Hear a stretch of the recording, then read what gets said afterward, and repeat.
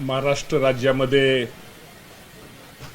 मे एंडपासून मे, जून, जुलै, August आणि September महिन्यामध्ये सर्वात जास्त अतिवृष्टी ही आपल्या सगळ्या राज्यामध्ये झाली आणि त्याचा फटका साधारणतः 33 जिल्ह्यांना त्याचा मोठ्या प्रमाणामध्ये फटका बसलेला आहे। सर्वात जास्त जर विचार करायचा असला तर संपूर्ण मे महिन्यापासून तर सर्वात जास्त त्याचा फटका हा नांदेड जिल्ह्यातील माझ्या शेतकरी बांधवांचं खूप मोठं नुकसान झालं। नांदेड, अहिल्यानगर, बीड, सोलापूर, जालना आणि यवतमाळ, धाराशिव, नाशिक या अशा 33 जिल्ह्यांना खूप मोठा फटका बसला। साधारणतः आजच्या प्राथमिक अंदाजानुसार 1.25 ते 1.5 कोटी एकर क्षेत्र ह्या शेतकऱ्यांचं माझ्या खूप मोठ्या प्रमाणात नुकसान झालेलं आहे। पिकांचं नुकसान झालेलं आहे, फळबागाचं नुकसान झालेलं आहे, जमीन वाहून गेलेली आहे, त्यामध्ये घरामध्ये पाणी घुसलेलं आहे, खूप मोठ्या प्रमाणात घराची पडझड झालेली आहे। त्यामध्ये निश्चित प्रकारे अतिवृष्टीमुळं इलेक्ट्रिक आपण म्हणतो आमच्या मोटर, ट्रान्सफॉर्मा हे सगळे वाहून गेलेले आहेत। त्यामुळे हा आकडा खूप मोठा आहे। या राज्यातील आमचे महसूलचे अधिकारी, कृषी विभागाचे अधिकारी, ग्रामविकासचे सगळेच अधिकारी हे सर्वजण ज्या शेतीचं नुकसान झालं त्याचे पंचनामे करण्याचं काम हे युद्ध पातळीवर सुरू आहे।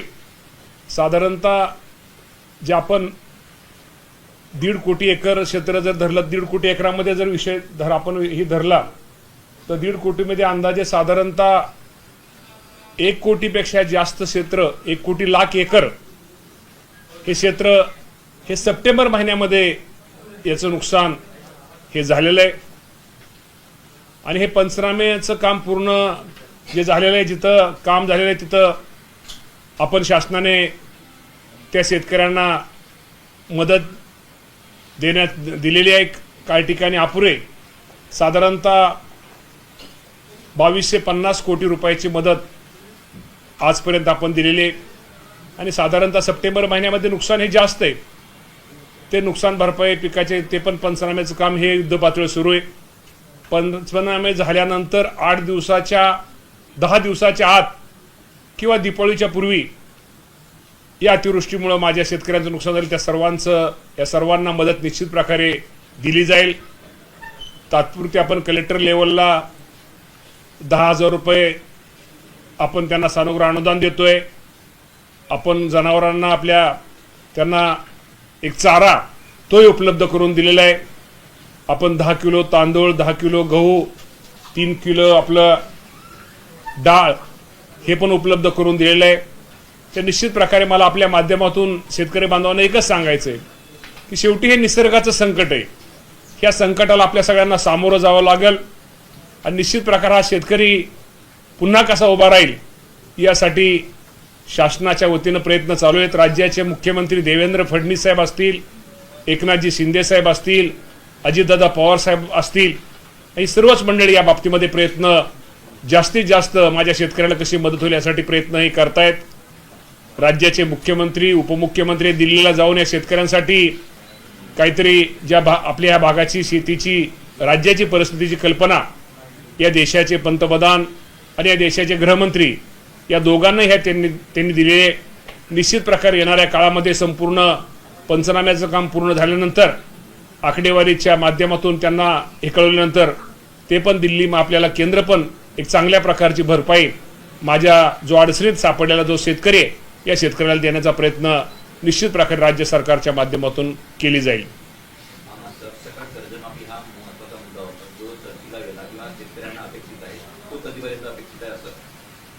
कर्जमाफीच्या बाबतीमध्ये निश्चित प्रकारे शेतकरी अडचणीत आहे, शेतकऱ्याला मदत केलीच पाहिजे। शेतकऱ्यांची कर्जमाफी करण्याबद्दल कोणाचं दुमतही नाही, हे सगळेच या बाबतीमध्ये सकारात्मक आहेत। मी तुम्हाला सांगतो आजचा जो विषय आज हा आपल्याला अतिवृष्टीचा विषय आणि अतिवृष्टीच्या काळामध्ये शेतकऱ्याला पहिल्यांदा आपल्याला उभा करणं गरजेचं आहे आणि शेतकऱ्याला कशी मदत करून त्याला कुठला निर्णय घेणं शेतकऱ्याच्या दृष्टीने हिताचं आहे आणि शेतकरी पुन्हा कसा उभा राहील हा आपला पहिला प्रश्न असल्यामुळं निश्चित प्रकारे पहिल्यांदा आपण शेतकऱ्याला याची मदत जास्तीत जास्त कशी होईल हा प्रयत्न चाललेला आहे.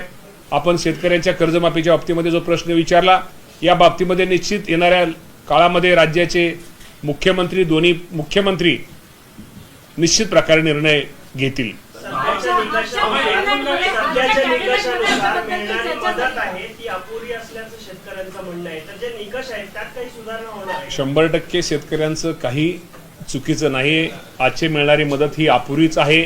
परंतु मी तुम्हाला मागाही सांगितल्याप्रमाणे मदत जरी अपुरी असली तर शेवटी आता आपल्याला काहीतरी मदत जी आपल्याला मदत परत नंतर केंद्र सरकारची मिळेल किंवा मदत अपुरी म्हणून आपण त्यासाठी थांबायचं नाही. राज्य सरकारनं त्याचं आपलं काम सुरू केलेलं आहे.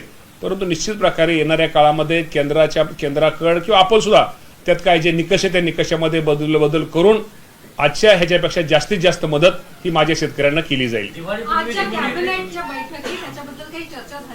कॅबिनेटमध्ये ह्या बाबतीमध्ये चर्चा झाली. मुख्यमंत्री दोन्ही उपमुख्यमंत्र्यांनी आम्ही मंत्रिमंडळामध्ये कारण का तुम्हाला सर्वांना माहिती गेली 8-10 दिवस या राज्यातले सगळेच मंत्री हे प्रत्येक जिल्ह्यामध्ये फिरतायत, ते बांधावर जात आहेत. शेतकऱ्यांचं दुःख, शेतकऱ्यांचं व्यथा, शेतकऱ्यांचं नुकसान त्याची पाहणी आमच्या सर्वच या मंत्रिमंडळातल्या आमच्या सगळ्या सहकार्याने केलेली आहे आणि प्रत्येकाने त्या भागातला रिपोर्ट त्या भागातले सगळी वस्तुस्थिती ही राज्याच्या मुख्यमंत्र्यांच्या दोन्ही उपमुख्यमंत्र्यांच्या कानावरती घातलेले. त्यामुळे त्या सर्वांचं एकच मत आहे की निश्चित प्रकारे हा काळ शेतकऱ्यांच्या संकटाचा आहे, अडचणीचा आहे आणि अडचणीच्या काळामध्ये संकटाच्या काळामध्ये शेतकऱ्यांना मदत केली पाहिजे ही आमची मंत्र्यांची भूमिका, तेच मुख्यमंत्र्यांची आणि दोन्ही उपमुख्यमंत्र्यांची तीच भूमिका आहे. त्यामुळे येणाऱ्या काळामध्ये निश्चित प्रकारे जास्तीत जास्त मदत ही राज्य सरकारच्या वतीने माझ्या शेतकरी बांधवांना केली जाईल. अनेक शेतमजूर सुद्धा अवलंबून आहे. त्या शेतमजुरांसाठी आपण काय मदत करतोय का आणि ज्यांच्याकडे जमिनी सरकारी आहे तिथं असताना सातबारा नाहीये त्यांना कसं आपण निकष? नाही, या बाबतीमध्ये पहिल्यांदा आपल्याला आज आपण आपला विषय तो हा शेतकऱ्यांचा विषय आहे. पण पहिल्यांदा शेतकरी आणि शेतकऱ्यांना जर आपण मदत केली, शेतकऱ्यांना जर आपण सहकार्य केलं तर आपोआप काय गोष्टी होतील आणि या बाबतीत आता नवीन काय जसे प्रश्न निर्माण होतील, प्रश्न आमच्यासमोर येतील त्या बाबतीमध्ये शेवटी हे राज्य सरकार हे सरकारी शेतकऱ्यांच्या हिताचा निर्णय घेणार आहे. शेवटी शेतकऱ्याचं हित साधणारं सरकार असल्यामुळं निश्चित प्रकारे माझ्या शेतकरी बांधवांसाठी योग्य ती आणि जास्तीत जास्त मदत केली जाईल. तुम्ही आता 8 दिवस दौरे केले, सगळ्या मंत्र्यांनी केले, मुख्यमंत्र्यांनी उपमुख्यमंत्र्यांनी केले. मग इतकं सगळं विधारक चित्र मराठवाड्यामध्ये असताना सुद्धा तुम्ही आता पहिल्या टप्प्यामध्ये सरसकट मदत करण्यामध्ये पंचनाम्याची वाट का पाहताय? नाही, पंचनामे आपण देतो ना. कलेक्टर लेवलला आपण सूचना दिलेल्या आहेत. कलेक्टर लेवलला आपण तिथं तांदूळ, गहू, आपलं परत तुम्हाला सांग तूर डाळ वगैरेचं वाटप सुरू केलेलं आहे. काही ठिकाणी आपण अनुदान आपण त्यामध्ये 10,000, 5,000 रुपये ते पण आपण ताबडतोब देतोय. आपण केंद्र सरकारची वाट पाहत नाही, उलटा आपण केंद्र सरकार वाट न पाहता राज्य सरकारने मदत सुरू केलेली आहे. त्यामुळे आपण ते वाट पाहत नाही, उलटा आपल्याला आपलं एकच आपण वाट ह्याची पाहतोय की आजचे जे नियम आहेत त्याच्यापेक्षा आपल्याला सरकार शेतकऱ्याला जादाची मदत करायची आहे. त्यामुळे आपण ती वाट पाहतोय आणि जादाची मदत तुम्हाला मी आज सांगतो की जी आता लवकरात लवकर केंद्राची आपल्याला आपण मदत मिळेल आणि जास्तीत जास्त आज आपण म्हणतोय की एवढं आपल्याला जे लिमिट आहे त्या लिमिटपेक्षा जादा मदत माझ्या शेतकरी बांधवांना दिली जाईल. तुम्ही जो 2023चा GR आहे ज्याच्यामध्ये 3 हेक्टरचे 2 हेक्टरच्या मर्यादेमध्ये केलं होतं जिरायत शेती बागायची फळबागांसाठी, तर ते तुम्ही पुन्हा 100% ह्या बाबतीमध्ये मी तुम्हाला एवढं सांगतो की केंद्र सरकारचं आपल्याला ज्यावेळेस आता आपल्या देशाचे पंतप्रधान आणि आपले गृहमंत्री हे पण शेतकऱ्यांचं हित साधणारे दोन्ही पण असल्यामुळं निश्चित प्रकारे केंद्र सरकारच्या आपण ते अपेक्षा शेवटी आपल्याला काही गोष्टीमध्ये त्यांच्याकडून आपल्याला मदत ही मिळणारच आहे. तर ती मदत आपल्याला मिळाल्यानंतर जे आपण निकष किंवा आपण जे आपल्या अटीत त्या बाबतीमध्ये निश्चित प्रकारे ते सोडून शेतकऱ्याला जास्तीत जास्त मदत केली जाईल. केवायसीचे वगैरे 8 सगळी शिथिल केलेली ती 8 शिथिल केलेली. शेतकरी कुठल्याही मदतीपासून वंचित राहणार नाही ही काळजी राज्य सरकार घेते.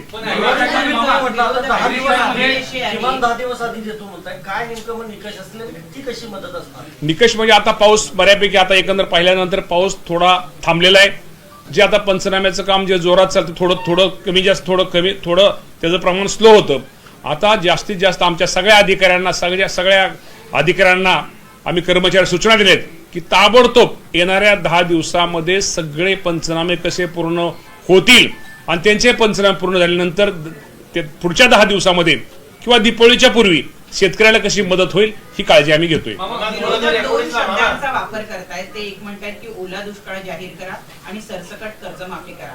जर शासनानं येत्या काही दिवसात या जर दोन गोष्टी जाहीर केल्या नाही तर आम्ही राज्यात मोठं आंदोलन उभारू असा इशारा देणार. आता कर्जमाफीच्या बाबतीमध्ये तुम्ही मागाशी उत्तर दिलं, पण आपण ओला दुष्काळाचा आपण विषय घेतला.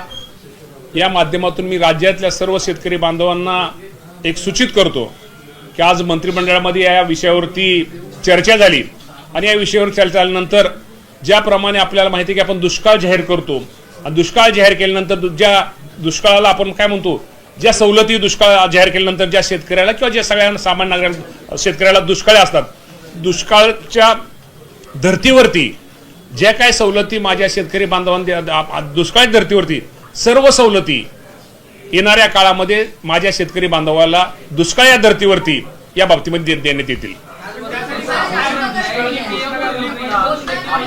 यावेळेस अनेक भागांमध्ये पूर झाला, त्यामुळे काय झालंय सगळ्या शेतीच्या विशेषतः ऊस आणि ह्याच्यामध्ये इकडे पाणी आता मेन आपल्या गाळपाची पण बैठक जी झाली त्यामुळे कारखान्यांना यावेळेस ऊसाचं शॉर्टेज होणार आहे, ग्रामीणावर अर्थव्यवस्थेवर काय परिणाम होणार आहे आणि शुगर जे प्रोडक्शन होणार आहे त्यावर इम्पॅक्ट काय होणार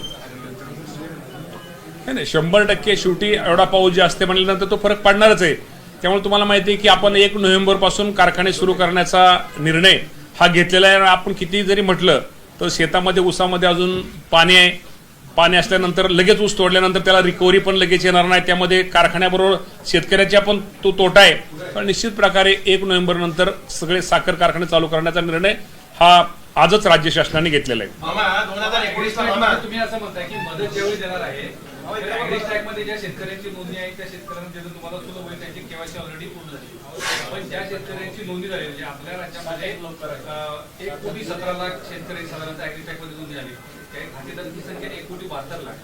तर मग उरलेले जे शेतकरी आहेत ज्याची नोंदणी झालेली नाही तर त्या शेतकऱ्यांची केवायसी पूर्ण करणार आहे, कशी करणार आहे आणि त्याच्यानंतर काय आपल्याला मला वाटतं 2 ह्याच्यामध्ये नमो शेतकरी ह्याच्यामध्ये सुद्धा काय आपले शेतकरी किंवा हे दोन्ही ह्याच्यामध्ये ऍग्रीटॅक दोन्ही शेतकरी मी तुम्हाला एवढंच सांगतो या मदतीपासून एकही शेतकरी वंचित राहणार नाही. 2019ला ओल्या दुष्काळाची स्थिती आपल्या महाराष्ट्रामध्ये निर्माण झाली. आता हा पाऊस जो आहे ही पर्जन्य जे आहे त्याच्यापेक्षा कितीतरी पटीने होऊन पण अजून आपण कसली वाट पाहतो की ओला दुष्काळ आपण ओला दुष्काळ जाहीर करण्यापेक्षा मी तुम्हाला ते सांगतो ना, आपण जे दुष्काळ जाहीर करतो दुष्काळाच्या धर्तीवरती आता ओला दुष्काळ काय आणि दुष्काळ काय, आता आपण त्याला काय म्हणतो टंचाई म्हणतो. आता दुष्काळ शब्द आपण काढून आता टंचाई परिस्थिती त्यामुळे आता टंचाई दुष्काळ जाहीर केल्यानंतर आपण ज्या सवलती शेतकऱ्यांना देतो त्याच धर्तीवरती आज गाडीवर ओला आहे आणि आपल्याला कधी सुका असतो दुष्काळ. सुक्या दुष्काळाच्या वेळेस आपण ज्या सवलती माझ्या शेतकरी बांधवाला देतो तसंच आज ओला म्हणजे ह्याच्यावरतीच दुष्काळ ह्याच्या खाली आपण ओला म्हणण्यापेक्षा दुष्काळाच्या ह्याच्याखाली ज्या आपण सवलती देत शेतकऱ्याला देणं गरजेचं आहे त्या बाबतीमध्ये त्या सवलती शेतकऱ्याला आम्ही देणार आहोत.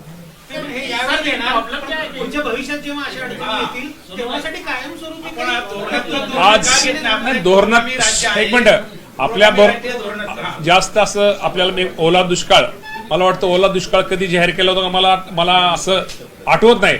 मला एक समजत नाही ओला दुष्काळ काय किंवा दुष्काळ काय. ओला दुष्काळ पडला तर आपण त्या सवलत देणार, कर्जाची वसुली असेल ते थांबवतो, परत मला वाटतं अजून शैक्षणिक फी हे सगळ्याच गोष्टी ज्या दुष्काळाच्या धर्तीवर दुष्काळाच्या संज्ञेखाली ज्या गोष्टी येतात त्या गोष्टी आज राज्याचे मुख्यमंत्र्यांनी निर्णय घेतलेला आहे. दुष्काळाच्या धर्तीवरती सगळ्या त्याप्रमाणे त्या ह्याच्यावरती ह्या सगळ्या गोष्टी शेतकरी आजपासून लागू होतील. मामा प्रॉब्लेम असा आहे की तुम्ही हे सगळं द्याल पण केंद्र सरकारच्या संज्ञेमध्ये दुष्काळ नसल्यामुळे त्यांच्याकडून अपेक्षित असलेली मदत मिळू शकत नाही. आपण हा निर्णय का घेत नाही? जर केंद्र सरकारकडून घेतली ही अतिरिक्त मदत जर आपल्याला जर मिळाली तर काही प्रॉब्लेम आहे का? सरकार का निर्णय घेत नाही म्हणूनच मी तुम्हाला म्हणलं की ओला दुष्काळ हे मला वाटतं कधी या राज्याने कधीच मला वाटतं घेतलेलं नाही. दुष्काळ या नावाखाली जर आपण ह्या गोष्टी जर घेतल्या दुष्काळ नावाखाली जर आपण जरी समजा, माझं म्हणणं आहे कुठल्या योजना किंवा कुठलं काय जाहीर केल्यानंतर ज्या ह्याच्यामधनं माझ्या शेतकऱ्याचं हित साधल, शेतकऱ्याच्या दृष्टिकोनातून जे तिथे अडचणीच्या काळामध्ये शेतकऱ्याला मदत होईल तो आपण निर्णय घेतोय. शेवटी दुष्काळ काय आणि ओला दुष्काळ म्हटलं काय आणि दुष्काळ काय, म्हणजे दुष्काळ जरी झाला तर ती ओला दुष्काळाच्या संज्ञेखालीच ती शेतकऱ्याला मदत केली जाईल.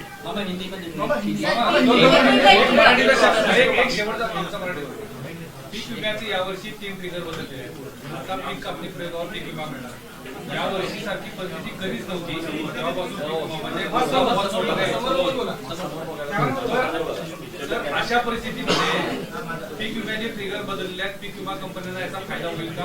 दुसरी गोष्ट अशी आहे की जर पीक कापणी प्रयोगावर जर तुम्ही उंबरठा उत्पादन निकष धरून जर भरपाई देणार आहात तर त्याची नेमके उंबरठा उत्पादन ग्राह्य करणार का? कारण आता पीकच उपलब्ध नाही तर ते पीक कापणी प्रयोग कसा होईल? या बाबतीमध्ये निश्चित प्रकारे तुमचं म्हणणं बरोबर आहे. या बाबतीमध्ये आता पीक सगळं गेलेलं आहे, मी आता ते कापणीचा सुद्धा विषय येणार नाही. या बाबतीमध्ये पीक सगळं वाया गेलं असल्यामुळं ते ह्याचा विचार न करता ताबडतोब 100% त्या बाबतीमध्ये नुकसान शेतकऱ्याला कसं मिळेल. मी आता ते कधी पीक संपल म्हणण्यापेक्षा पीकच शेतामध्ये राहिलेलं नाही, त्यामुळे या बाबतीमध्ये निश्चित प्रकारे आपण त्याला शेतकऱ्याला मदत करणार आहे. त्या संज्ञेखाली ते शेतकरी सगळे पीक विमा खाली बसतील सगळे.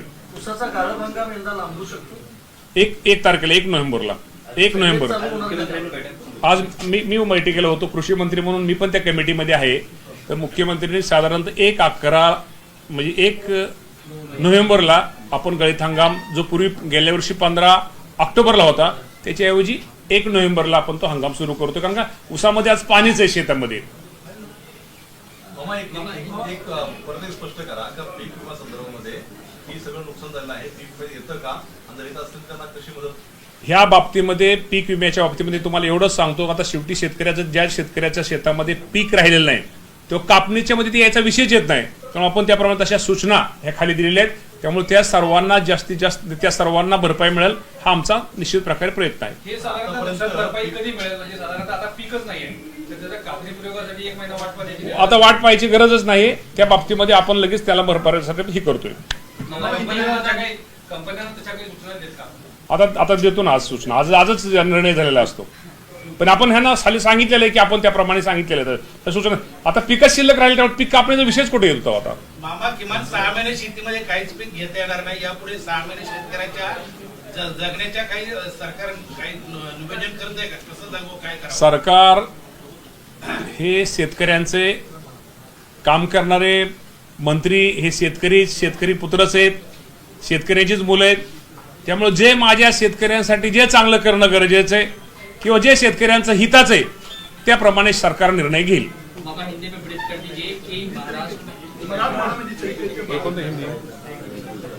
आणि दुसरं आपल्या माध्यमातून आपल्याला सांगतो की आमच्या जे कृषी विभागाचे अधिकारी कर्मचारी या सर्वांनी मुख्यमंत्री सहायता निधीला त्यांचा स्वतःचा किती दिवसाचा पगार आहे? नाही हो, 1 दिवसाचा नाही आमच्या सगळ्या आमदारांचा तर तुम्हाला माहिती आहे 1 महिन्याचा पगार. आणि आमच्या सेवकांना आपल्या सगळ्या कृषी विभागाच्या अधिकाऱ्यांनी त्यांनी 1 दिवसाचा पगार हा मुख्यमंत्री सहायता निधी देण्याचा निर्णय त्यांनी घेतलेला आहे. त्याप्रमाणे मला पत्र दिलेलं आहे. साधारणतः 6,17,00,000 रुपये 50,000 पगार हा सगळा आहे. आणि त्यामध्ये सगळ्यांनीच आमचे विद्यापीठ कृषी विद्यापीठ असतील, कृषी शिक्षण संशोधन परिषद असेल, या सगळ्याच शेतकऱ्यांनी दिलेलं आहे. तर आमच्या सगळ्यांचं 1 दिवसाचं वेतन कृषी विभाग आमचा सगळा देणार आहे. 1 महिन्यात दिले आमचं दिलं. हिंदी में ब्रीफ कर दीजिए कि महाराष्ट्र में इस वक्त क्या परिस्थिति है, जो लगातार बारिश हो रही है उससे कितनी फसल बर्बाद हुई? आपको तो मालूम है कि महाराष्ट्र में तो बारिश मई, जून, जुलाई, अगस्त, अब अभी सितंबर तो इस तक बहुत अतिवृष्टि हुई. इसके कारण अभी जो विचार किया जाता है तो किसानों का 1,50,000 एकड़ उधर उनका नुकसान हुआ है. और इसके सब के जो पंचनामे ये राज्य सरकार के हमारे जो कर्मचारी महसूल के कृषि के उन्होंने सब ने किया है. और जल्दी जो किसानों का नुकसान हुआ है उनको नुकसान के वास्ते हम जो उनको भरपाई वो हम देंगे. 1 करोड़ हेक्टेयर की 1,50,000 एकड़ हेक्टर नो हेक्टर ना एकड़ नाही एकर आम्हाला आम्ही एकरमध्ये सांगतो, आम्हाला सोपं एकर. साहेब 12 60,000 हेक्टर 60 कर्ज मुक्ति के बारे में ये राज्य के मुख्यमंत्री दोनों उप मुख्यमंत्री जल्दी से निर्णय लेंगे. केंद्र की तरफ से कोई प्रस्ताव आप लोगों की तरफ से भेजा गया है क्या? केंद्र से क्या बात? केंद्र से राज्य के मुख्यमंत्री उप मुख्यमंत्री वो दिल्ली में गए थे, वो प्रधानमंत्री मोदी साहब से मिले, अमित शाह साहब से मिले, और उन्होंने जो महाराष्ट्र में अभी जो अतिवृष्टि हुए इनके बारे में उनको सब बताया, और इनके बारे में जल्दी वो दोनों महाराष्ट्र में किसानों के लिए अच्छे से अच्छी मदद, ज़्यादा से ज़्यादा मदद करेंगे. कौन कौन से जिले हैं जो सबसे ज़्यादा प्रभावित हैं? अभी सबसे ज़्यादा जो है जिला है जो पीड़ित है उसमें नांदेड़, अहिल्यानगर, बीड, सोलापूर, जालना, यवतमाळ, धाराशिव, नाशिक, इसे 33 जिल्हे वो पीडित आहेत.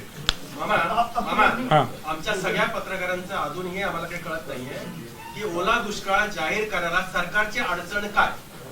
आम्हाला फक्त एवढंच माहिती, नाही ओला एक मिनिट ओला काही दुष्काळ पण द्या. नाही ऐका ना, मी म्हणतो ओला दुष्काळ आज खरं ओला दुष्काळ म्हणण्यापेक्षा आज शेतकऱ्याला मदत करणं गरजेचं आहे. आज शेतकऱ्याला जो शेतकरी उद्ध्वस्त झालाय, शेतकरी माझा अडचणीत त्याला उभा करणं महत्वाचं आहे.